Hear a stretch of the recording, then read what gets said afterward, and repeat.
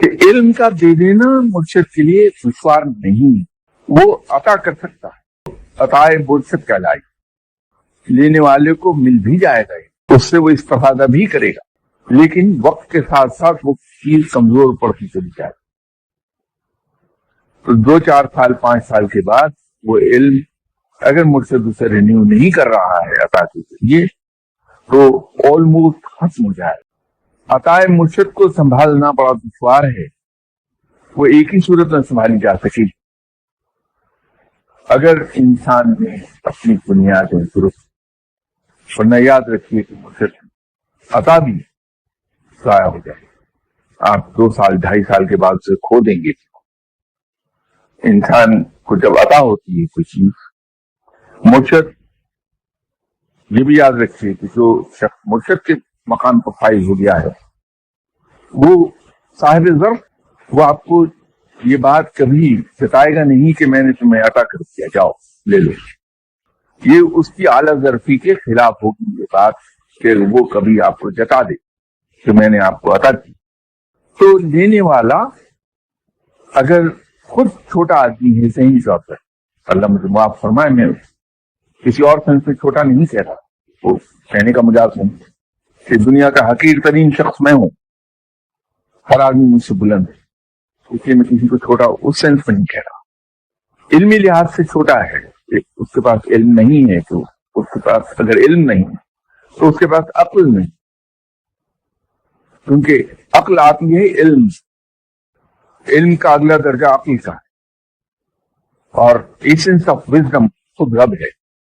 یہ یاد رکھیے گا کہ رب حاصل اس وقت ہوگا جب علم ہوگا،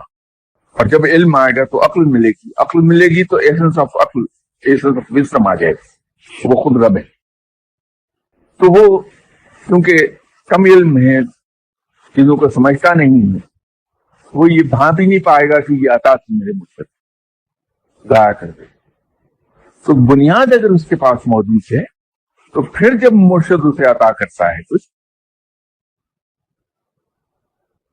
تو اسے سنبھال لے گا، کیونکہ بنیاد موجود ہے، اسے ڈیولپ کر لے گا۔ اگر آپ کاروبار کے بنیادی اصول جانتے ہیں، کاروبار کرنا سمجھتے ہیں، کاروبار کرنا آتا ہے آپ، لیکن سرمایہ نہیں ہے، تو اگر آپ کے والد نے، آپ کے کسی عزیز رشتے دار نے آپ کو سرمایہ فراہم کر دیا ہے، 100% دے دیا، تو آپ اپنا کاروبار سیٹ اپ کر لیں گے، چلا لیں۔ یا کوئی اگر آپ کے والد یا آپ کا کوئی عزیز رشتے دار آپ کو چلتا ہوا کاروبار اپنا دے دے گا 100%، تو آپ چلا لیں گے، کیونکہ اس کے بنیادی اصول جانتے ہیں، آپ کاروبار کرنا جانتے ہیں، آپ کو آتا ہے کاروبار۔ لیکن اگر کسی لا علم شخص کو وہی تحفہ دے دیا جائے گا کاروبار کا، تو اس چلتے ہوئے کاروبار کو کچھ عرصے میں تباہ کر دے گا۔ یہ ایگزیکٹلی میں نے ہی یہ مثال منسبق ہوگی تصوف کی عطا پر۔ تو بنیاد کا ہونا بڑا ضروری ہے، اور بنیاد آپ کی ہماری بن پائے گی جب ہماری انا کچھ کیا، ادروائز یہ یاد رکھیے کہ شیطان قدم قدم پر ہمیں بہکاتا رہے گا اور ہمیں مختلف خوش فہمیوں میں مبتلا کر دے گا۔ اس سے بچنے کا آسان طریقہ یہی ہے، ہماری بنیادیں مضبوط ہو جائیں گی اس طرح، اور بنیادیں مضبوط ہوں گی سنت پر عمل سے، وہ بنیاد وہی بنے، اور سنت پر عمل کے لیے پہلا قدم اٹھائیے۔ میں بھی پہلا قدم آپ کے ساتھ اٹھاتا ہوں کہ ہم اپنی انا کو کچل دیں، اور اس کو کچلنے کا وہی طریقہ ہے جو میں نے عرض کیا آپ سے۔ ہم کسی شخص کو برا نہیں سمجھیں، برا نہیں جانیں، اس کے بارے میں ہماری رائے میں سوئی برابر کوئی فرق نہ آئے۔ جو شخص ہمارے خلاف پراپیگنڈا کرتا ہے، ہم پر تہمتیں لگاتا ہے، جیسا کہ آپ صلی اللہ علیہ وسلم کا وتیرہ رہا عمر بھر، آپ صلی اللہ علیہ وسلم کی حیات طیبہ کو اگر ہم دیکھیں، آپ کی سیرت مبارکہ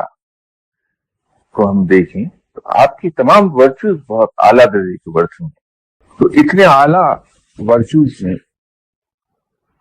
جو چیزیں سب میں زیادہ نمایاں تھیں، وہ درگزر معاف کر دینا،